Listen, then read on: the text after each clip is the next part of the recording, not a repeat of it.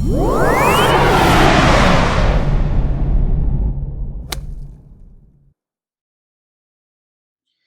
हिंद पलटन, क्या हालचाल। Welcome back to our YouTube channel जिसका नाम है लॉ पलटन।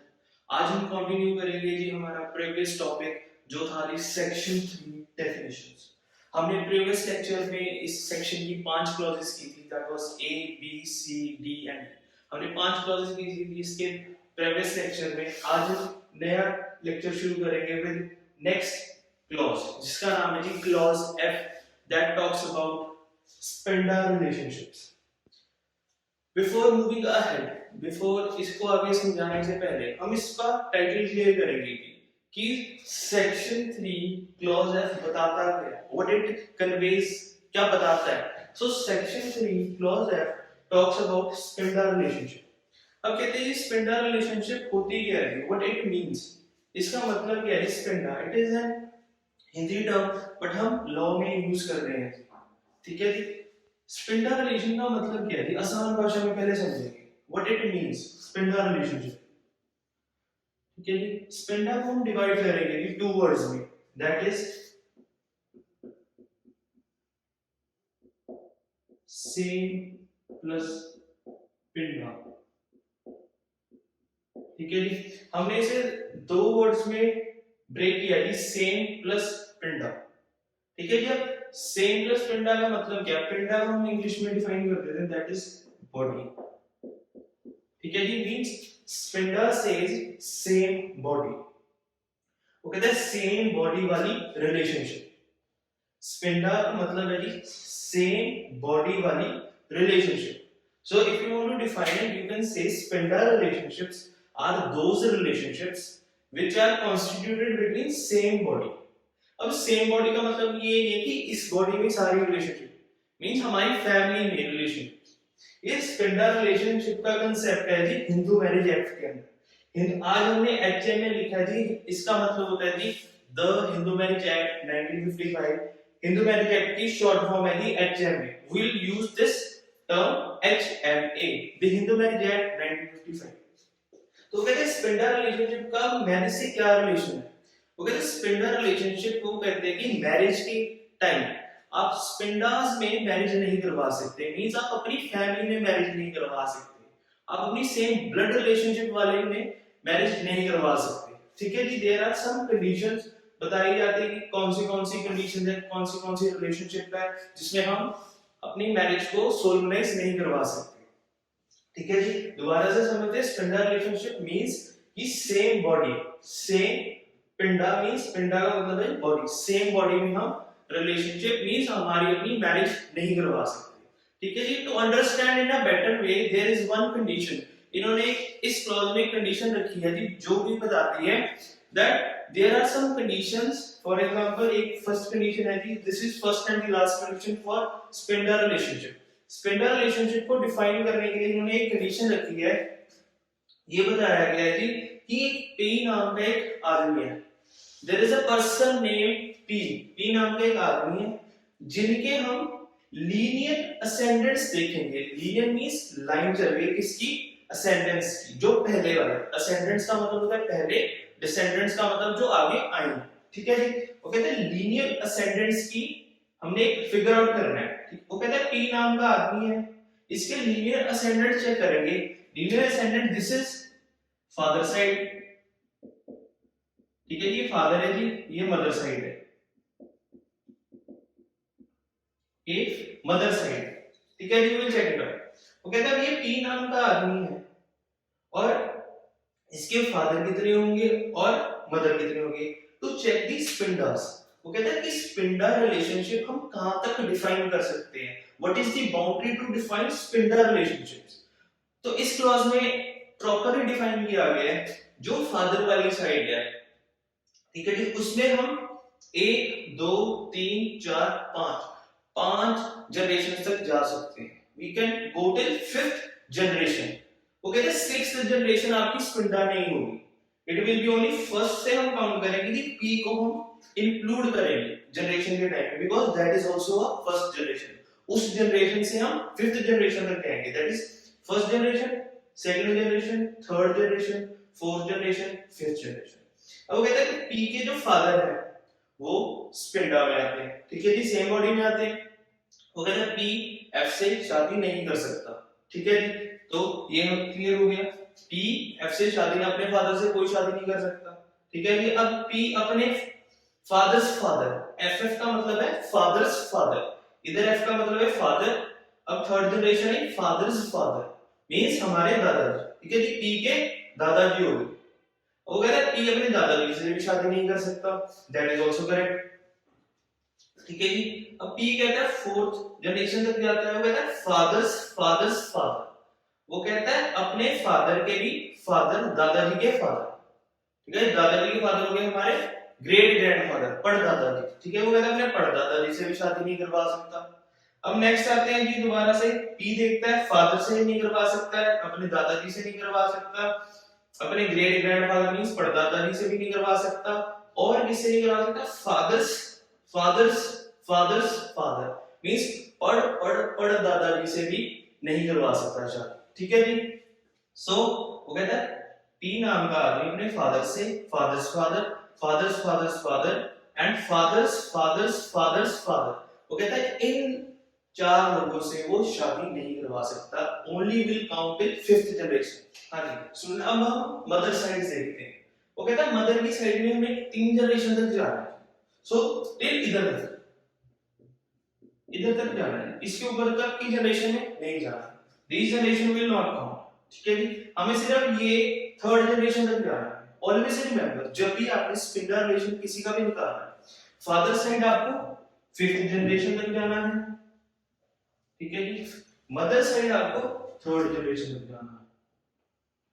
आई am writing G as an initial for generation, ठीक है जी, थर्ड जनरेशन तक जाना है, मदर की साइड टिल थर्ड जनरेशन। देखते हैं पी की मदर, वो कहता है पी अपनी मदर से शादी नहीं कर सकता, वेरी इजी, नहीं कर सकता जी। पी मदर्स मदर, वो कहता है मदर्स मदर, अब मदर्स मदर कौन हुई जी, नानी, वो कहता है नानी जी से भी शादी नहीं कर सकता, हुज मदर्स मदर, कहता है ग्रैंड मदर, बट वो ग्रैंड मदर मदर वाली साइड है, ठीक है जी, वो अपनी ग्रैंड मदर से भी शादी नहीं कर सकता, वो अपनी नानी जी से भी शादी नहीं कर सकता। इज इट क्लियर, ठीक है जी। आप इस डायग्राम का स्क्रीनशॉट भी ले सकते हो just to fix in your notes, आप अपने नोट्स में इसका डायग्राम फिक्स भी कर सकते हो, ठीक है जी। ये था जी टॉपिक हमारा सेक्शन 3 क्लॉज एफ का spindle relationship. Okay, the spindle relationship वो रिलेशनशिप्स होती हैं कि जो हमारी सेम बॉडी में हो, सेम पिंडा में हो, ठीक है जी। पिंडा का मतलब है जी बॉडी, की सेम बॉडी में रिलेशनशिप्स नहीं होनी चाहिए to constitute a marriage, to solemnize a marriage. वो कहते हैं मैरिज को सोलमनाइज करने के लिए मींस शादी करवाने के लिए स्पिंडल रिलेशनशिप्स नहीं होनी चाहिए। हम नेक्स्ट फर्दर सेक्शंस में करेंगे कि क्या कंडीशंस होती है फॉर ए वैलिड मैरिज, उसमें यही क्लॉज आता है कि स्पिंडल रिलेशनशिप्स का। तो वो कहता है कि क्लॉज एफ बताता है कि स्पिंडल रिलेशन को डिफाइन किया गया कि स्पिंडल रिलेशनशिप्स क्या होती हैं, व्हाट आर स्पिंडल रिलेशनशिप्स, ठीक है जी। There is only one and the last condition की लीनियर असेंडेंस ऑफ पी, जो कि एफ फादर है, एफ से फादर्स फादर है, एफ एफ है मींस फादर्स फादर्स फादर है, और एफ एफ एफ एफ का मतलब है फादर्स फादर्स फादर्स फादर। वो कहता है मींस फिफ्थ जनरेशन तक आप शादी नहीं करवा सकते, उसके बाद यू कैन, ठीक है जी। फिर इधर हमें देखना होता है कि फादर साइड हो गया, मदर साइड देखने की, मदर साइड में सिर्फ हम 3 जनरेशन तक जाएंगे, ठीक है जी, टिल थर्ड जनरेशन।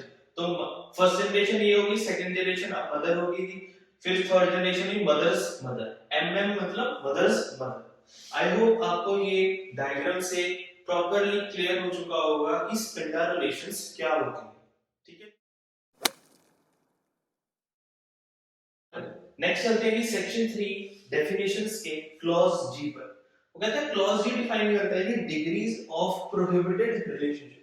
वो कहता है जब भी आप मैरिज करोगे तो कुछ रिलेशनशिप देखी जाएगी कि क्या उन रिलेशनशिप में प्रोहिबिशन तो नहीं है, रोक तो नहीं लगा रखी लॉ ने। कहता है कि to constitute a legal marriage, अगर आपने लीगल मैरिज को परफॉर्म करना है तो इस कंडीशन का फुलफिल होना बहुत जरूरी है, ठीक है जी। वो कहता है प्रोहिबिटेड रिलेशनशिप की लॉ ने कुछ रिलेशनशिप्स पर प्रोहिबिशन लगा रखी है। फॉर एग्जांपल देखते हैं जी। जैसे फॉर एग्जांपल आप अपने फादर से शादी नहीं कर सकते, ठीक है जी।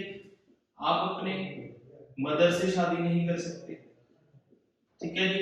You can't perform a marriage with your mother और फादर, ठीक है जी। और देखते हैं जी, आप अपने सन के साथ, आप अपने लड़के के साथ शादी नहीं कर सकते, ठीक है जी। और आप अपनी डॉटर के साथ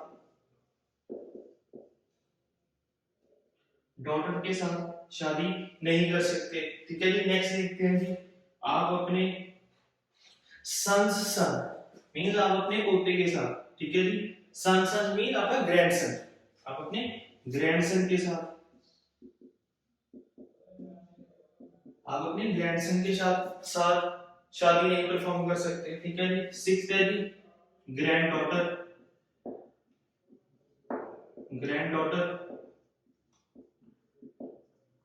ठीक है जी। ग्रैंड डॉटर के साथ आप शादी नहीं परफॉर्म कर सकते, ठीक है जी। सेवन देखते हैं हम, आप अपने ब्रदर के साथ आप शादी परफॉर्म नहीं कर सकते। These relationships are under prohibited relationship, ठीक है जी। क्यों इनको बताया गया? Because they are in sapinda relations, ये सारे स्पिंडल रिलेशंस हैं जी। अगर आप चेक करो ये सारे स्पिंडल रिलेशंस में आएंगे, ठीक है जी। और देखते हैं ब्रदर के साथ आप शादी नहीं कर सकते, ठीक है जी।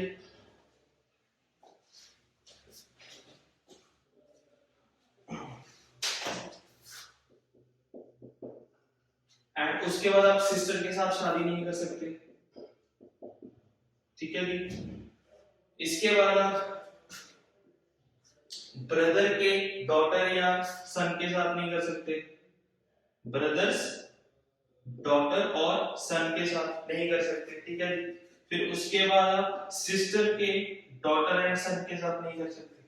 सो there are I guess near about hundreds of relationship जिनके साथ आप नहीं कर सकते शादी, जो लोगों के साथ आप शादी नहीं परफॉर्म कर सकते। देयर आर मेनी ऑफ, अगर हम पूरी रिलेशनशिप्स लिखने जाएं तो द पूरा व्हाइट बोर्ड, जो पूरा व्हाइट बोर्ड है ये पूरा भर जाएगा। So to make it easy, हमने at the end of the video we have listed some relationships. उधर पूरी आपको रिलेशनशिप्स की पूरा एक पेज मिल जाएगा, you can take a screenshot and कहीं भी समझ नहीं आएगा तो comment it down. I guaranteed that I revert back, आपको रिवर्ट बैक जरूर मिलेगा। किसी का भी डाउट हो उसको रिवर्ट बैक जरूर मिलेगा। So go till at the end of the video, आपको एक लिस्ट मिल जाएगी, प्रॉपर लिस्ट, जहां पे बहुत सारे आई गेस 100 प्लस रिलेशनशिप्स हैं। उधर आपको सारे आप स्क्रीनशॉट ले सकते हो to just fix in your notes. ये लीजिए हमारा topic clause G, degrees of prohibited relationship. हाँ जी बेटा, नेक्स्ट चलते हैं जी section 4, overriding effect of act. वो कहता है एचएम में 1955 का सेक्शन 4 बताता है कि ओवरराइडिंग इफेक्ट ऑफ एक्ट। वो कहता है कुछ चीजें ओवरराइड की जाती है। ओवरराइड का मतलब होता है कुछ चीजें हम नल एंड वॉइड डिक्लेयर कर देंगे। अब इस वर्ड का इस एक्ट के साथ क्या रिलेशन है, व्हाट इट रिलेट टू। अब रिलेट देखते हैं कैसे रिलेशन है कि ओवरराइडिंग, जैसे फॉर एग्जांपल पहले एक ट्रेडिशन फॉलो होता था जी सती का, ठीक है जी। सती का एक ट्रेडिशन फॉलो होता था कि जैसे ही जैसे एक मैरिड कपल है, ए इज मेल, ठीक है जी, बी इज फीमेल। अगर मेल मर जाएगा तो बी है फीमेल, उसको साथ ही मार दिया जाएगा, ठीक है जी। ये थी कि हमारी सती प्रथा। अब पहले इसको खत्म कर दिया गया। अब ऐसे ट्रेडिशंस थे और ट्रेडिशंस भी थे जिनको खत्म किया गया, जैसे पॉलीगैमी। पॉलीगैमी का क्या मतलब होता है कि एक आदमी बहुत सारी अपनी वाइफ रख सकता है, ठीक है जी। ऐसा नहीं होता था। आज के जमाने में जो कंटेम्पररी हमारा वर्ल्ड है उसमें क्या होता है कि जैसे फॉर एग्जांपल ए नाम का एक आदमी है, उसकी एक वाइफ है बी, तो वो कहता है बी को उससे पहले डिवोर्स करना पड़ेगा तभी वो सी नाम की जो लेडी है उससे शादी कर सकता है। ठीक है जी। बट वो पुराने टाइम में जो हमारा एंशिएंट टाइम था उस टाइम पे ऐसी चीजें नहीं होती थी। एक टाइम पे आप n नंबर ऑफ वाइफ्स रख सकते थे, ठीक है जी। You can marry to n number of wifes. बिल्कुल आसान भाषा में समझेंगे, कोई टिपिकल बात नहीं है, बहुत इजी है। बुक में थोड़ा कॉम्प्लिकेटेड आपको लग रहा होगा but it is very easy, ठीक है जी। वो कहता है कि जो ओवरराइडिंग इफेक्ट ऑफ एक्ट है, बुक में ये बताया गया है कि जो हमारे जो पुराने ट्रेडिशंस फॉलो होते आते हैं, जैसे कस्टम्स फॉलो होते आते हैं, वो पोलेंड्री एक और कस्टम है पोलेंड्री, जहाँ पे वाइफ बहुत सारे हस्बैंड के साथ शादी कर सकती है, रह सकती है, ठीक है जी। वैसे शादी करवाकर घर पे रह सकती है, ऐसा ही कस्टम्स थे। तो कहते हैं कि इन कस्टम्स को दूर करने के लिए ये एक्ट आया है। क्यों कस्टम्स को दूर करना पड़ा था? Because it was creating a really bad impact on society, बहुत गंदा इंपैक्ट आ रहा था सोसाइटी पर। इसलिए वो कहते हैं कि अब ये HMA the Hindu marriage act 1955 कॉडिफाई किया गया, बनाया गया कि लॉज पूरे बना दिए गए हैं, जो सोसाइटी को नीड है वो सोसाइटी को दी जा रही है। अगर कुछ और नीड होगी तो इनमें अमेंडमेंट करके दोबारा से अप्लाई किया जाएगा, ठीक है जी। इन्हें एनफोर्स किया जाएगा, अमेंडमेंट जो भी अमेंडमेंट्स आएगी इन्हें एनफोर्स करवा दिया जाएगा। तो कहते हैं कि सती को खत्म कर दिया, पॉलीगैमी को खत्म कर दिया, पोलेंड्री को खत्म कर दिया। अब कुछ कंडीशन लगा देंगे कि एक टाइम पे आप एक शादी कर सकते हैं, दूसरे टाइम पे आपको डिवोर्स देना पड़ेगा, तभी आप सेकंड मैरिज करवा सकते हो। ऐसी बहुत सारी कंडीशंस हैं, जैसे एज रिस्ट्रिक्शन डाल दिए थे, ठीक है जी। सॉरी, एज रिस्ट्रिक्शन भी डाल दी। वो कहता है कि आप एज रिस्ट्रिक्शन हमें फॉलो करनी पड़ेगी। ऐसे ही हम सेक्शन 5 में पढ़ेंगे कुछ conditions. This is very much related to section 5। अगर आपको सेक्शन 4 समझ आ गया, सेक्शन 5 ऑटोमेटिकली क्लियर हो जाएगा। वो कहता है बस ये सेक्शन पूरी ये बताता है कि उसने ओवरराइड कर दिया जो पुराने कस्टम था। सिंपल भाषा में हम समझते हैं कि जो पुराने कस्टम है उन्हें खत्म कर दिया गया और जो इस एक्ट में बताया है उसे फॉलो करेंगे।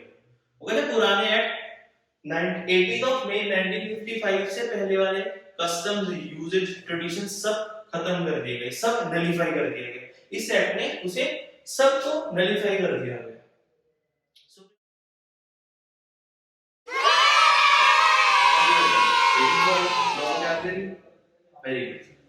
आज का वोकैबुलरी वर्ड है जी सीज।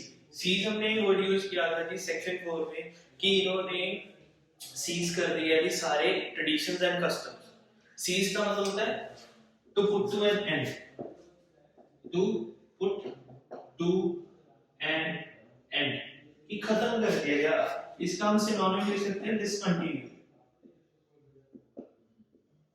डिसकंटिन्यू, डिसकंटिन्यू कर दिया गया, सीज कर दिया गया, रोक लगा दी गई। सो इन द लॉ फील्ड आपको थोड़ा सा आपकी इंग्लिश भी एनहांस होगी, ठीक है जी। For proper words this is the typical word for law field. ये सीज एक प्रॉपर वर्ड है, जैसे हम बोलते हैं ना कि स्टॉप कर दिया, डिसकंटिन्यू कर दिया।